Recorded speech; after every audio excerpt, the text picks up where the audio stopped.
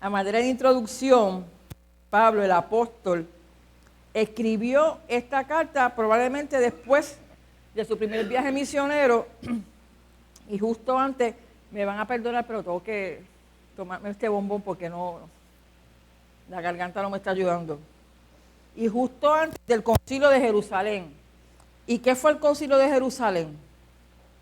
En el concilio de Jerusalén fue como, vamos a decir, como una asamblea, ¿verdad? Como la que vamos a tener el próximo domingo aquí. Es una asamblea donde se discuten asuntos relevantes o importantes a la iglesia. Pues en aquel momento se establece el concilio de Jerusalén, la primera reunión apostólica que se hace para discutir qué está pasando, qué situaciones están afectando, y en específico en este concilio se habló de la situación de los gentiles.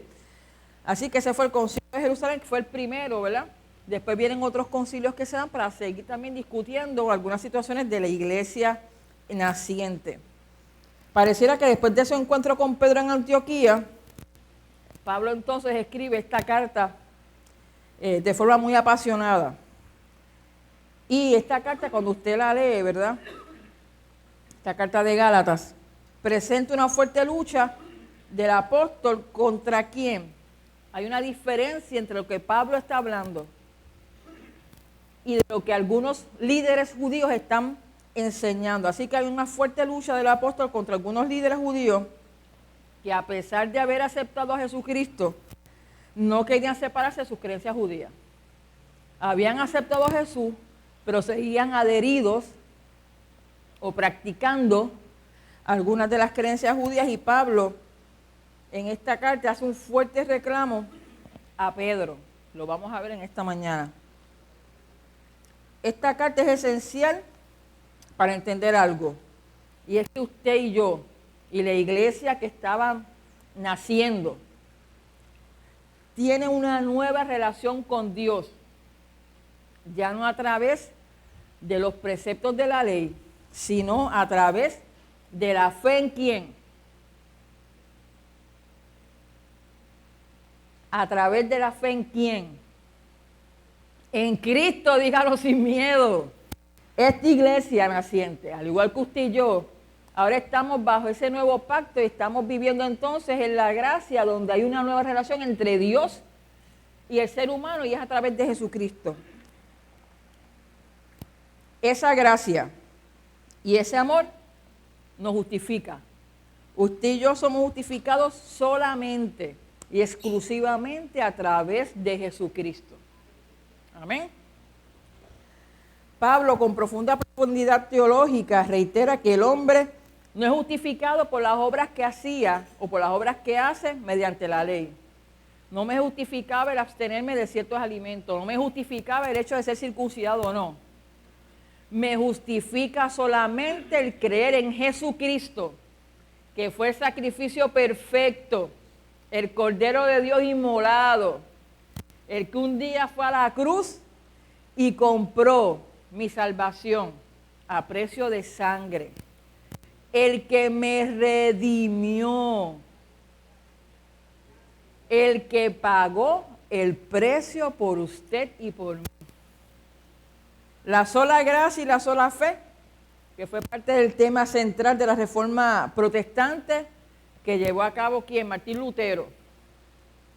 A partir de ese evento reformista, el protestantismo surge como una opción, colocando entonces la justificación por la fe como el elemento fundamental de la teología del Nuevo Testamento. Solo fe, solo gracia. Ya yo no tengo que comprar mi salvación. Cuando Lutero pegó, ¿verdad?, aquellas peticiones o aquellas reformas en aquella pared de la iglesia, le está diciendo, ya yo no tengo que pagarte indulgencia para que se perdonen mis pecados, porque solo la fe y porque solo la gracia. Porque no vale ningún sacrificio que yo haga, porque si ese sacrificio vale, usted sabe qué está pasando, hermano. Usted está invalidando el sacrificio de Cristo. Usted está diciendo que la muerte de Jesús no es suficiente para usted alcanzar la salvación. Usted está diciendo que yo tengo que hacer algo, que yo tengo que pagar, que yo tengo que prender, que yo tengo que sacrificarme, que yo tengo que flagelarme, porque la muerte de Jesús no fue suficiente. Así que solo fe y solo la gracia de Dios es por la cual usted y yo somos justificados. La presentación del mensaje de Dios, en especial en el Nuevo Testamento, está centrado en la fe solo en Jesucristo. La palabra dice que solamente tenemos un mediador entre Dios y los hombres. No hay más escalera, no hay más espacio. Usted, Cristo y Dios. Amén. Así que solamente a través de Jesucristo usted y yo tenemos acceso ¿a quién? Al Padre. Y tenemos acceso a ser salvos mediante la justificación en Cristo Jesús, Señor nuestro. Amén. Y vamos a comenzar leyendo en la palabra del Señor, y lo vamos a hacer como hicimos el domingo pasado, que todos podamos ir participando, en el libro de Gálatas 2, del 11 al 12. Tenemos los micrófonos.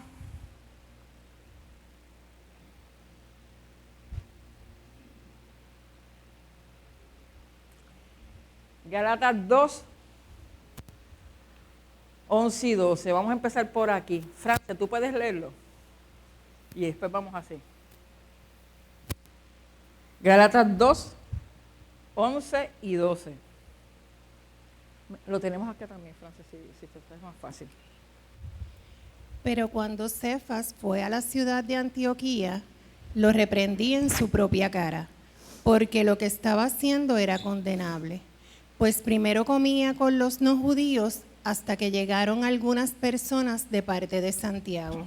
Entonces comenzó a separarse y dejó de comer con ellos, porque tenía miedo de los fanáticos de la circuncisión. Amén. Cefas es Pedro, ¿verdad? Para aquellos que se preguntan. Así que la iglesia en Antioquía estaba formada en su mayoría por no judíos, ¿verdad? Por los gentiles. Y realmente en aquella iglesia, ¿verdad?, que se está levantando, había una mezcla de judíos y de no judíos. Y como dijimos en la introducción, esto podía causar fricción entre ellos. Así que los primeros creyentes, mire, se reunían para una gran comida, una cena, un ágape, antes de celebrar la cena del Señor.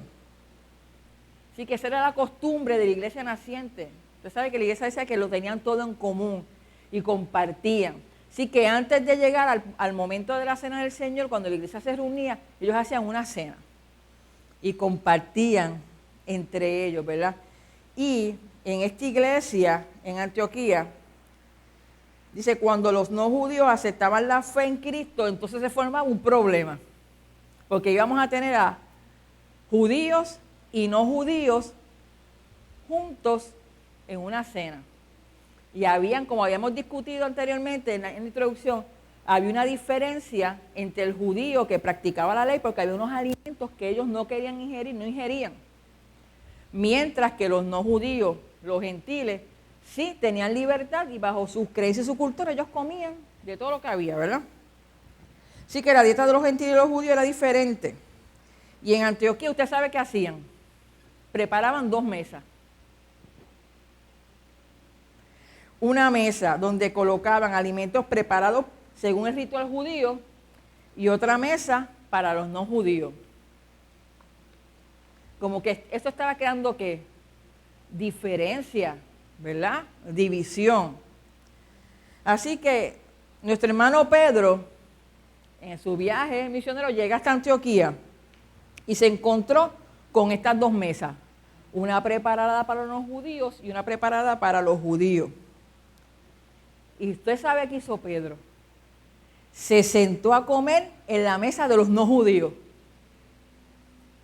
Oigan, allí se sentó nuestro hermano Pedro con los gentiles. Dice, pues primero comía con los no judíos y aquí se formó el chismecito. Hasta que llegaron algunas personas de parte de Santiago y lo cogieron en pifia.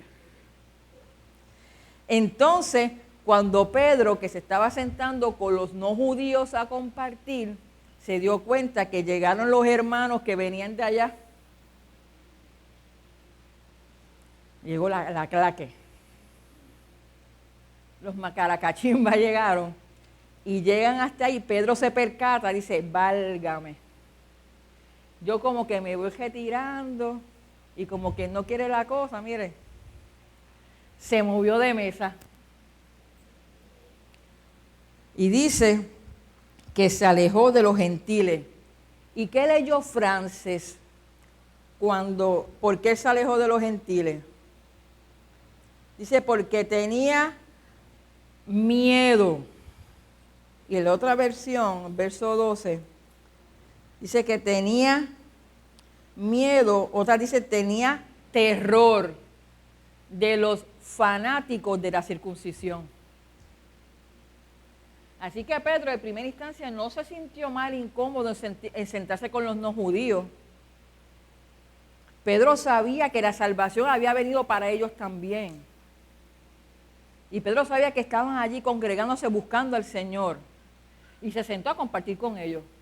Pero cuando llegaron los fanáticos de la circuncisión, aquellos que querían de todas formas que aquella iglesia nueva naciente, que aquellos gentiles entraran por donde ellos querían que entraran. Mire, se fue sosquineadito y brincó de silla. No querían que lo vieran con los no judíos. Así que eso levantó la polémica entre Pablo y los judaizantes, que era notable. Pablo quería que estos judíos entendieran que eran justificados por la fe y no por las obras, y no por las señales externas como la circuncisión. Así que eso es lo que da comienzo quizás a quería hacerles el relato, ¿verdad? Para que pudiésemos entender, porque para poder entender las escrituras tenemos que tener un contexto, ¿verdad? Claro, para que usted pueda entonces decir, porque si no explicamos esto, usted dice, ¿pero por qué es que Pablo y Pedro estaban ahí discutiendo? Pues mire, están discutiendo por esto. Así que ahora vamos a ver qué fue lo que pasó. Vamos a leer los versos 13 y 14. Buenos días, Dios les bendiga. Amén. El 13, en el nombre del Señor. Y en su simulación participaban también los otros judíos, de tal manera que aún Bernabé fue también arrastrado por la hipocresía de ellos. Pero cuando vi que no andaban rectamente conforme a la verdad del Evangelio, dijo a Pedro delante de todos, si tú siendo judío, vives como los gentiles y no como judío, ¿por qué obligas a los gentiles a judiciar? Muy bien. Óigame, esta palabra está fuerte. Y en la simulación participaban los otros judíos de tal manera que aún Bernabé fue influenciado. Dice que hasta Bernabé fue influenciado por la conducta de Pedro y los demás judaizantes. Y esta mención de Bernabé, decir y hasta Bernabé, como cuando estamos hablando aquí, algo bien coloquial, sí, de verdad, y todos se fueron para allá y comieron, que hasta Mili estuvo envuelta en eso. Cuando usted hace ese señalamiento es porque a usted le está extraño que hasta Mili estuviese envuelta en ese jebulú. Pues Pablo dice, mire, hasta Bernabé. Bernabé dice la palabra que es un hombre lleno del Espíritu. Acompañante de Pablo en la evangelización de esta nueva iglesia. Que no se metía en contiendas ni en situaciones. Así que Pablo dice, mire, imagínese si la presión que estaba ejerciendo este grupo judaizante era grande, que hasta Bernabé, que es el que camina conmigo, el que me ayuda de iglesia en iglesia, que es un hombre que no se mete con nadie, que es un hombre lleno de amor, que es un hombre lleno del Espíritu, cayó en esto. Pablo se percata que la conducta de Pedro, óigame, no era la correcta. Y le increpa personal y públicamente. Tenía que tener el cinto bien puesto, ¿sabes? En buen puertorriqueño, tenía que tener los pantalones bien puestos en su sitio para increpar a Pedro de esta forma, siendo Pedro uno de los líderes, ¿verdad?, de esta iglesia naciente.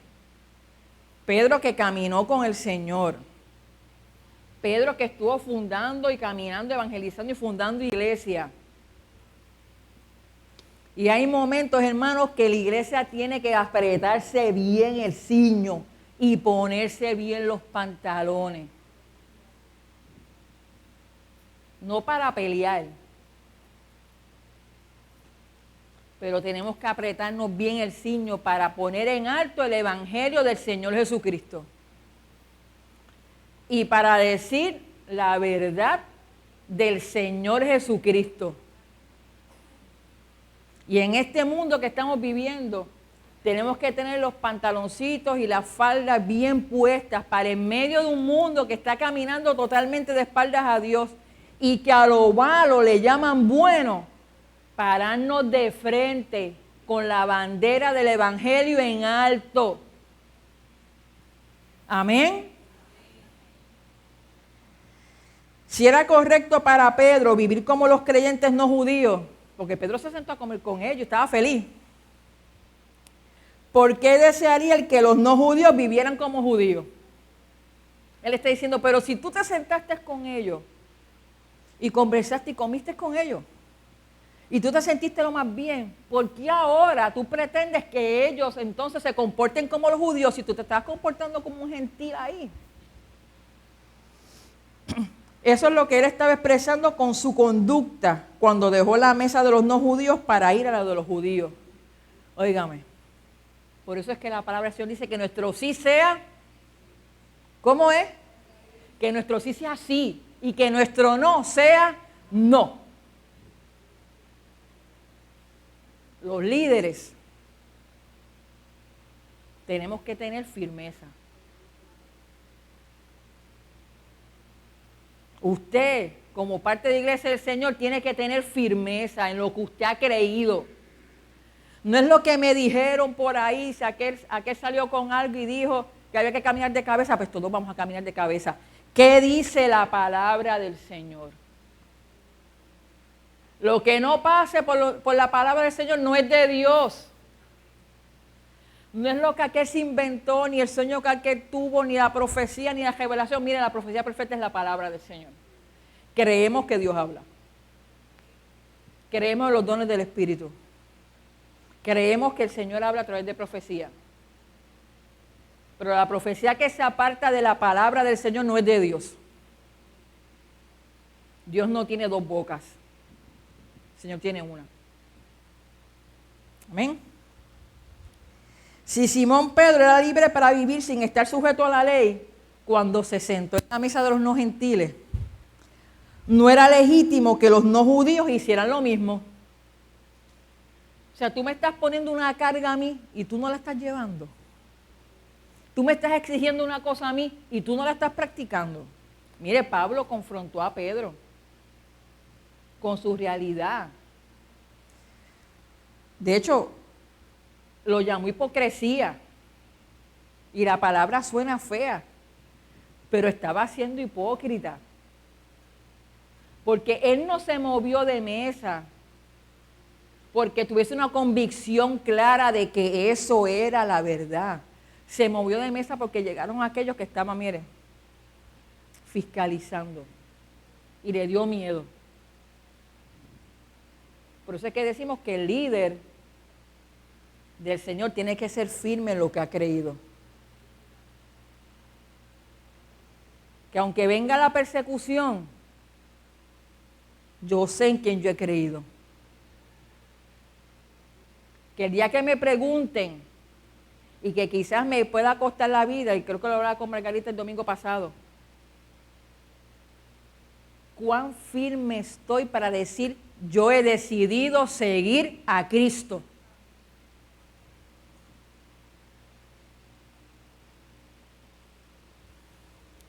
Vamos a leer los versos 15 y 16. Por ahí va el micrófono. Ajá. Nosotros, judíos de nacimiento y no pecadores entre los gentiles, sabiendo que el hombre no es justificado por las obras de la ley, sino por la fe de Jesucristo. Nosotros también hemos creído en Jesucristo para ser justificados por la fe de Cristo y no por las obras de la ley, por cuanto por las obras de la ley nadie será justificado. Amén. Mire, el judío de esa época consideraba pecadores a todo aquel que no fuera judío. Así que en realidad podemos decir que la palabra gentil y pecador eran ¿qué? Eran sinónimos. Por tanto, ese reproche de Pablo pone de manifiesto la insensatez de intentar guardar la ley y lo inútil que podría llegar a ser. Si Pablo le está diciendo, tú estás poniéndole esta carga de que cumplan con la ley, cuando tú sabes que esto es ser insensato y qué útil puede ser que guarden la ley, que no los está llevando a la salvación. Y no estamos hablando de los 10 mandamientos, lo dijo ahorita. No estamos hablando que Pablo está diciendo que el no matar, el no adulterar, el tomar el nombre de Dios en vano no fuera pecado. Pero el no comas esto, no comas aquello, no comas la otra, te tienes que circuncidar, tienes que estar tantos días fuera del campamento cuando la mujer está en su periodo menstrual, etcétera, etcétera. Eso en nada abona nuestra salvación. Porque somos salvos a través de Jesucristo. A través de Él es que somos justificados. Así que esta fue una declaración clara y sencilla de la justificación por la fe. Decir que uno tiene que añadir algo a la fe en Cristo mutila totalmente el Evangelio.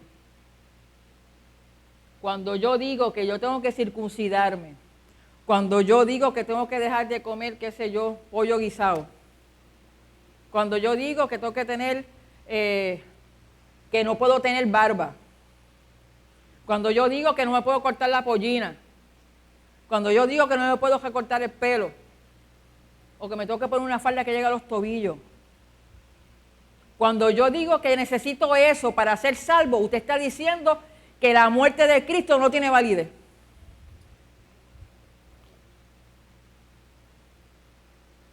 Alaba lo que vive. Eso es lo que estoy diciendo, hermano. A veces no estamos conscientes de lo que hablamos. Una vez, cuando yo era presidenta de jóvenes, hace poco tiempo atrás, un hermanito de la iglesia donde yo asistía antes, yo tenía una cadena y se escandalizó. ¡Wow! Tú con esa cadena, eso no es de Dios, tienes que arrepentirte, que eso que hiciste y siguió por ahí, yo así. Y yo le dije, ¿qué? Yo tenía como 16 años.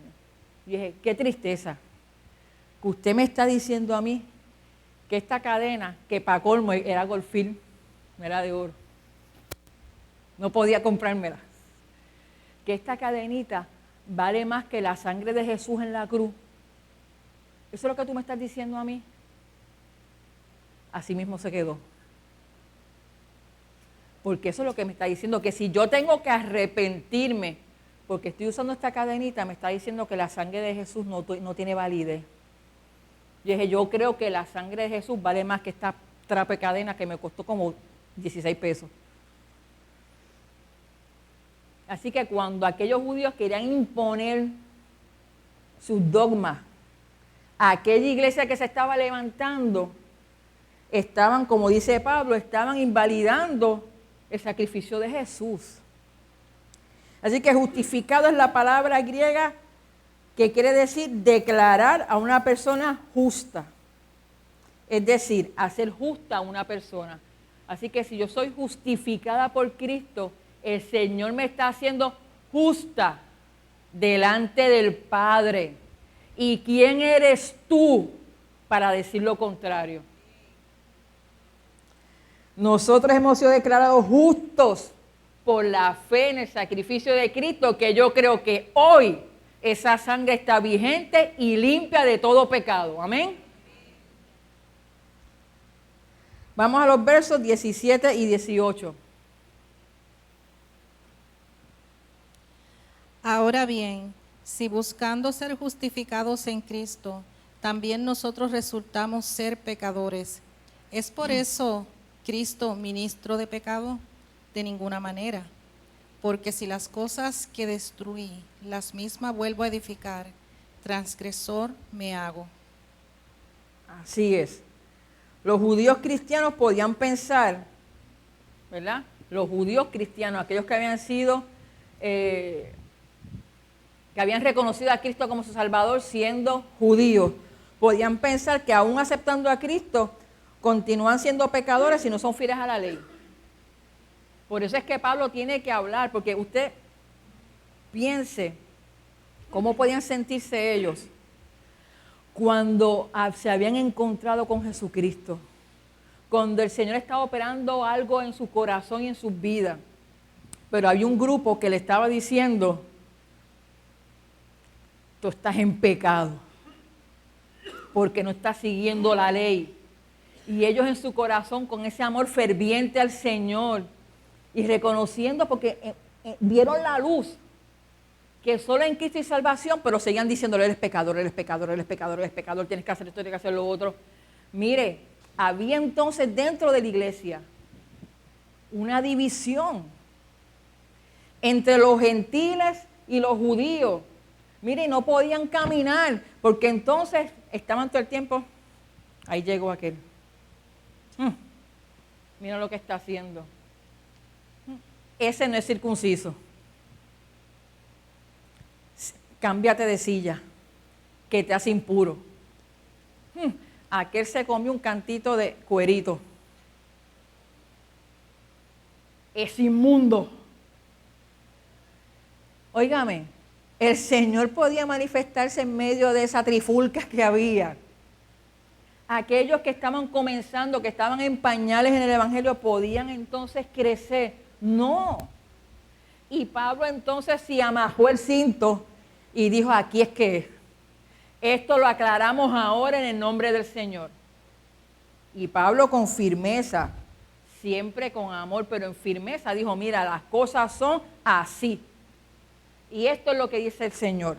Así que el judío, mira, había tenido la ley por casi 1500 años.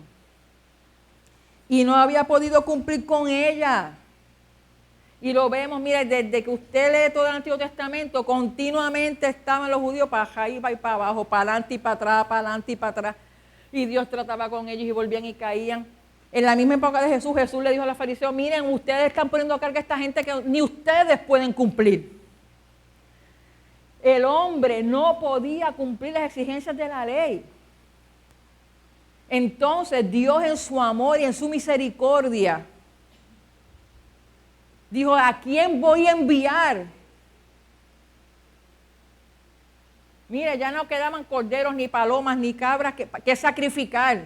Y si fuese en esta época, bendito sea el Señor, continuamente tenían que estar ofreciendo sacrificio. No iban a quedar ni los changos. Mire, y Dios en su amor miró y dijo, ¿a quién voy a enviar? Para que esta humanidad que yo amo reciba salvación. Y entonces el Señor dijo, heme aquí, envíame a mí. Y entonces Dios en su amor y misericordia envía a Jesucristo. Y entonces tú vas a decir que ese sacrificio de Jesús no es válido. Dice la palabra que un solo sacrificio fue suficiente para darnos vida eterna. Que ya no tengo que estar continuamente ofreciendo sacrificios, ni haciendo cosas por mí, ni mutilándome, ni llevando sacrificios, ni prendiendo velas, ni haciendo aquello ni lo otro. Ya Cristo pagó el precio. Eso es lo que Pablo está diciendo. Lo que Pablo estaba diciendo aquí es que los no judíos creyentes ya habían sido justificados por la gracia. Sería insensato para ellos apartarse del principio de la gracia, vincularse entonces a la ley. Por eso es que dice, pues si destruyo algo y luego lo vuelvo a construir, yo mismo soy el culpable. Lo que se destruyó fue su fidelidad a la ley. El arraigarse a la ley para salvarse. Y Pablo está diciendo, ya rompiste con eso porque aceptaste a Jesús. Será un retroceso sin sentido si vuelves a la ley. Que por 1500 años no obtuviste salvación. Ya la ley es asunto del pasado. Mediante Cristo hemos renovado nuestra relación con Dios. Dice la palabra que cuando Jesús murió, dice que hubo un gran terremoto, ¿verdad? Se movió. ¿Qué pasó con el velo del templo? Óigame, se rasgó. Ahora tenemos acceso al Padre, que eso era lo que delimitaba aquel velo. Ahora usted y yo tenemos acceso al Padre a través no de un velo físico, sino a través de Jesucristo.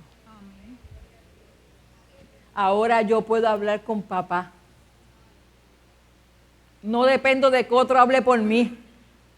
Ahora yo le puedo pedir perdón a Dios. No tengo que ir donde otro para que pida perdón por mí. No. Ahora yo voy a través de Jesucristo, que fue el que pagó el precio. Ya yo no tengo que comprar una paloma ni un machango. Ya Cristo murió por mí. Y si peco, abogado tengo para con el Padre, ¿que es quién? Jesucristo el Señor. Amén. Vamos a los versos 19 y 20. ¿Por dónde vamos? Yo por la ley morí para la ley, a fin de vivir para Dios. Con Cristo estoy juntamente crucificado. Ya no vivo yo, mas Cristo vive en mí. Y lo que ahora vivo en la carne, lo vivo en la fe del Hijo de Dios, el cual me amó y se entregó a sí mismo por mí. Gloria al Señor. Esta es una de las teologías más grandes del Nuevo Testamento. Yo por la ley morí para la ley, a fin de vivir para Dios. Pablo superó la ley, murió a ella y ahora vive en Cristo. Pablo estaba diciendo que él y sus hermanos habían tenido que dejar la ley, habían venido a Cristo y confiaban en Él para ser justificados por la fe antes que por las obras de la ley. Ahora es a través de Cristo, le está diciendo Pablo. Ya no es por la ley, eso quedó atrás. Ya no es por lo que yo haga, es por lo que Cristo hizo por mí. Cuando Cristo murió por mí, murió en mi lugar, porque la ley me condenaba. Con Cristo estoy juntamente crucificado. Por la fe en Cristo, Pablo se siente integrado a lo que es su Señor. Pablo se siente crucificado con Cristo cuando Cristo murió por él y murió por mí. Cristo murió una muerte sustitutiva. Usted y yo estábamos condenados. Y el juicio se había hecho. Usted y yo éramos los que merecíamos esa muerte. Por eso la muerte de Cristo fue una sustitutiva. Él ocupó tu lugar. Hermano, usted ha pensado por 5 segundos que esa verdad tan grande de que Cristo ocupó tu lugar, que el que merecía la muerte eras tú y era yo, y Él por amor,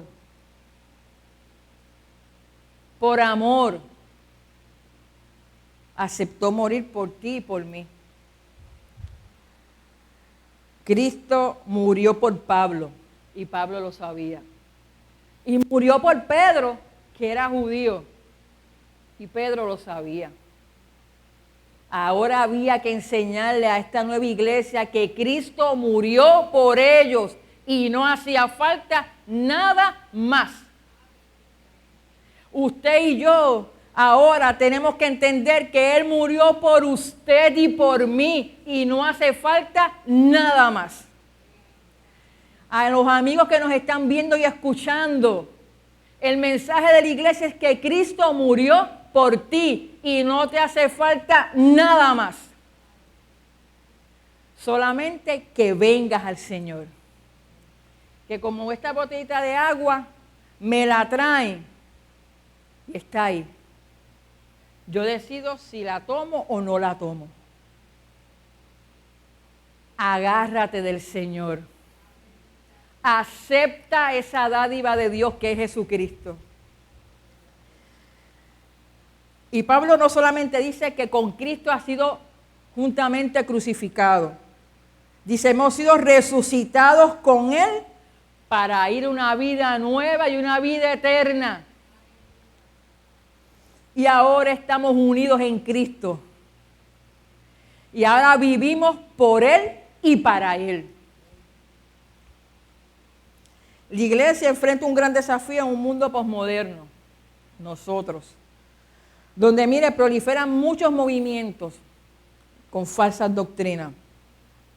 Es por esto que, como dije al principio, la iglesia tiene que amarrarse bien el cinturón y ponerse bien los pantalones y las faldas. Porque en medio de todas las cosas que se están, levantando en este mundo, tenemos que seguir predicando la vigencia del sacrificio de Cristo. Cristo tiene que ser la bandera de la iglesia. Olvídese de lo demás. La obra la va a hacer el Espíritu Santo cuando se conviertan y lleguen hasta aquí. Dice, y lo que ahora vivo en el cuerpo, lo vivo en la fe del Hijo de Dios. Es una vida de fe, de creer, de depositarnos en las manos de Dios. Se es salvo por la fe, se vive por la fe y se anda por fe. Esto es lo que significa andar en el Espíritu, vivir en el Espíritu. Es vivir en fe en Jesucristo. Pablo fijó la diferencia entre el antiguo modo de entender la salvación basada en la ley, lo llamó como los odres viejos, y el movimiento de la gracia mediante la justificación en Cristo, que son los odres nuevos. Cuando se echa vino nuevo en un odre viejo, eso es un odre, ¿verdad? Es como la bolsita esta donde se echa el licor.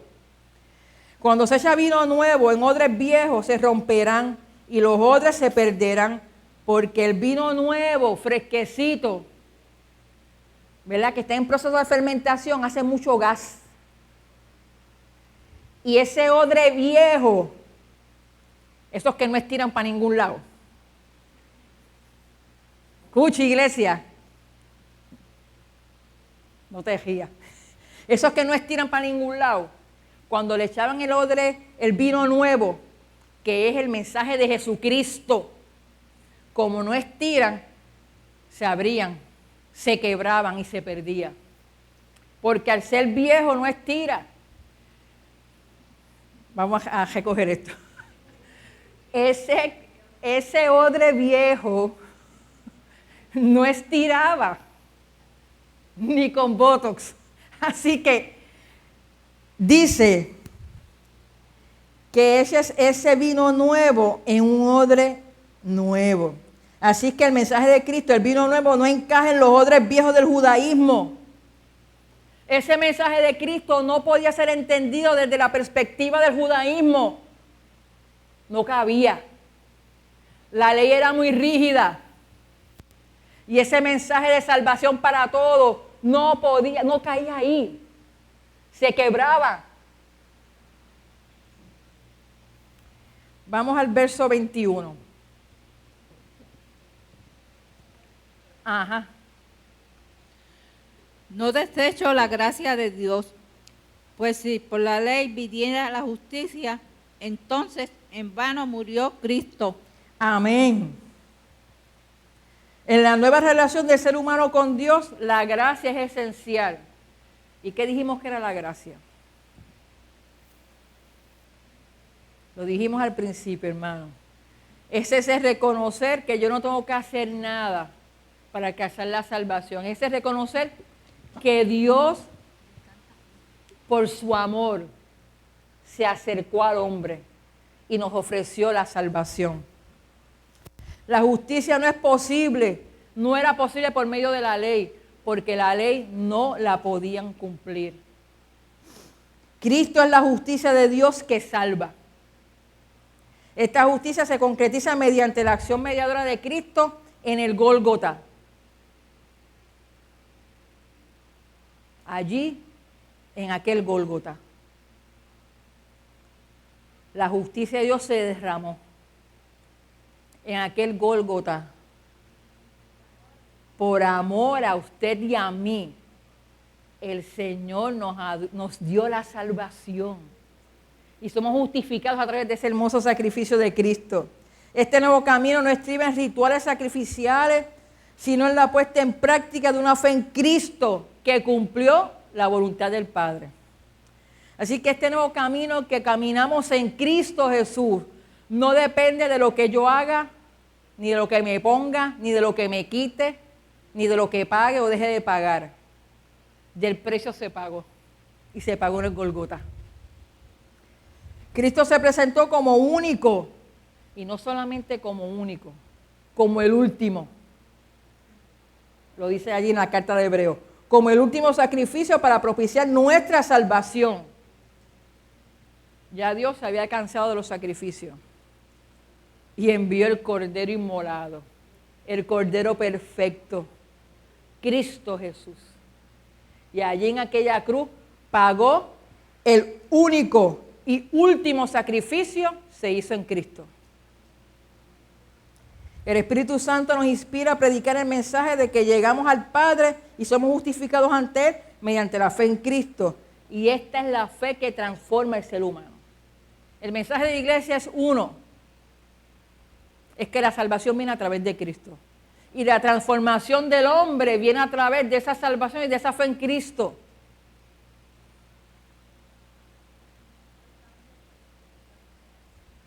Y los cambios que el Espíritu Santo va operando en nuestras vidas. Y señalamos el Espíritu Santo. No lo que dijo aquel ni dijo el otro. Esa es esa obra perfecta que el Espíritu de Dios hace en mi vida y me transforma. Y el Espíritu Santo me guía a toda verdad y a toda justicia. Ahora, tenemos que dejarnos guiar por el Señor. Tenemos que ser obedientes a la voz de Dios. Y esa transformación que el Espíritu Santo está haciendo en cada uno de nosotros. Amén. Y vamos al resumen. El apóstol Pablo ejerció su autoridad para que se estableciera la diferencia entre el judaísmo y la fe cristiana, cuando la iglesia primitiva comenzó a definir sus creencias. Pablo se paró y dijo: al pan, pan, y al vino, vino. Enfatizamos en que el ser humano no es justificado por las obras de la ley, sino por la fe en Jesucristo. Es fundamental entender que todos vivimos bajo los efectos de la gracia de Dios.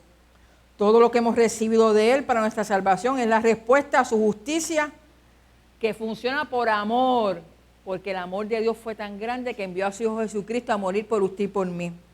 Esto es así porque no tenemos méritos para recibir el favor de Dios, aún sin merecerlo.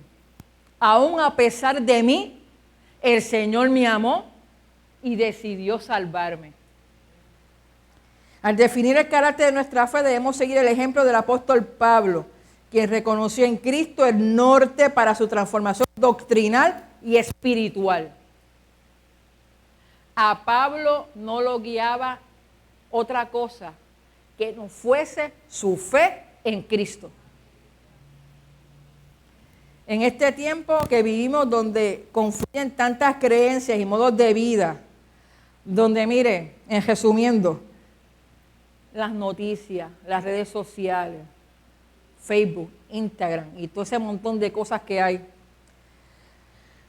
Se debe acentuar la pertenencia del Evangelio como la verdad absoluta de Dios, revelada a través de Cristo. En bombardeos continuos, no solo a nuestros jóvenes, a todos nosotros. Antes, para usted enterarse de lo que estaba pasando en Irán o en Israel, había que esperar o que alguien viajara o que mandaran, empezamos desde palomas mensajeras hasta después cojeo, ¿ok? Ahora, pasó ahora y ahora usted lo sabe. Y ese bombardeo de información nos puede confundir. Por eso la iglesia tiene que estar centrada en la verdad del Evangelio, que es Jesucristo. Debemos ser humildes y aceptar que somos salvos no por lo que hicimos. Yo no me merezco la salvación porque yo doy la clase aquí los domingos.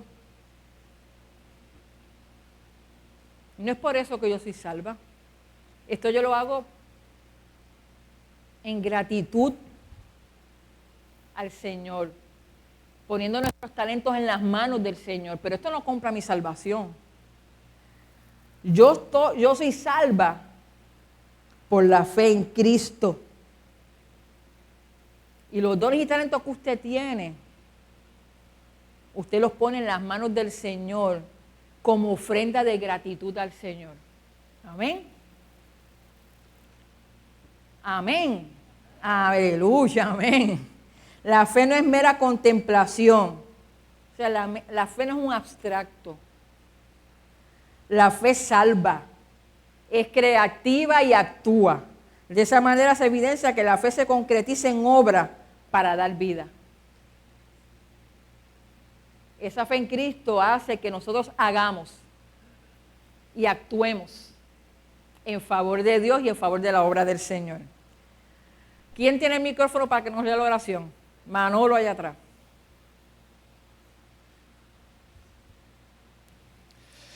Señor, gracias te damos por todo lo que hiciste y harás por nosotros para salvarnos.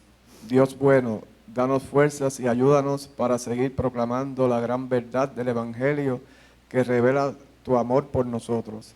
Ten misericordia, Señor, de este mundo y envía sobre todos el poder del Espíritu Santo para que entiendan que hay un solo Salvador, Cristo. Inspíranos para poner nuestra fe en acción y así ser compasivos y solidarios con las personas. Amén. Gloria al Señor. Dios les bendiga, Dios les guarde. Tenemos un breve receso y dentro de unos minutitos comenzamos con nuestro servicio de adoración, predicación y santa cena. Dios les bendiga.